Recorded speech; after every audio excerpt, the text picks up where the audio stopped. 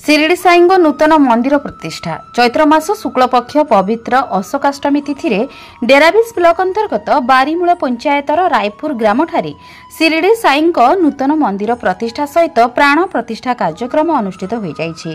मंदिरर प्रतिष्ठाता संग्राम केशरी जेना पौरोहित्य सकाळ 10टा समय ग्रामर प्रसिद्ध शैवपीठ सर्वेश्वरंग मंदिर निकटस्थ गोबरी नदी तटरू महिला श्रद्धालु माने 108 कलश शोभायात्रा बाहरी ग्राम परिक्रमा करी मंदिर प्रांगण में पहुंची 7 थर मंदिर बेढ़ा परिक्रमा करी स्वस्थाने कलश स्थापना करथिले। पारंपरिक वाद्य भजन कीर्तन शंख ध्वनि रे एक भक्तिमय परिवेश सृष्टि होइथिला। डह डह खरारे महिला श्रद्धालु माने कलश यात्रा रे शामिल होइथिले।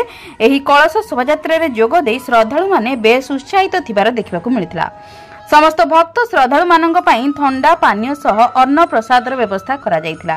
2 दिन धरी पूजा विधिर कार्यक्रम रहिछि। प्रथम दिन अधिवास अंकुरारोपण कलश घट स्थापना सेहीपरि द्वितीय दिन रे सूर्य पूजा गो पूजा धरित्री पूजा होम यज्ञ एवं विभिन्न देवादेवी पूजा अर्चना सहित मंदिर स्नान और विग्रह स्नान आदि कार्यक्रम मान रहिछि।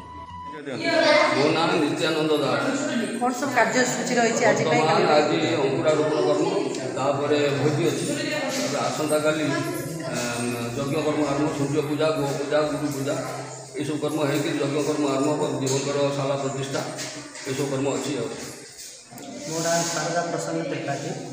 आज कौन कार्यक्रम रही विशुद्ध ज्ञान देहाय त्रिवेदी दिव्य चक्षुषे श्रेय प्राप्ति निमित्ताय नमः सौमार्थधारिणे। ये मनीष ये समाज रे विभिन्न अज्ञानता दृष्टि सामाजिक अव्यवस्था कारण निम्नगामी होता बेले विभिन्न धार्मिक अनुष्ठान मान ए सहर में गढ़ी उठी भगवानंकर आशीर्वाद लाभ करने विभिन्न मंदिर मान आजिकल होउछि। एभली भाव आज साईरामंकर एक विग्रह तथा मंदिर स्थापना होइछि।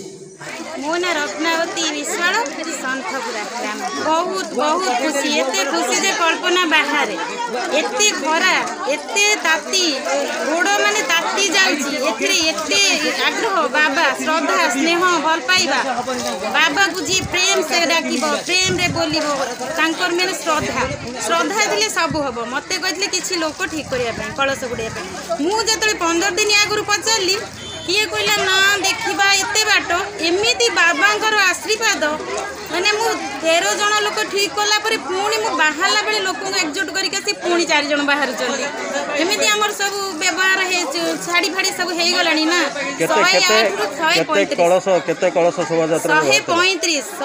रु 135 हाँ आउ जेते गोड़ तातु थाए मुझे कौए सत्यानंद सद्गुरु श्री साई महाराज की समस्ते मु आगे कहले समस्ते पछरे कहू। आपण कोन मानसिक करिथिले?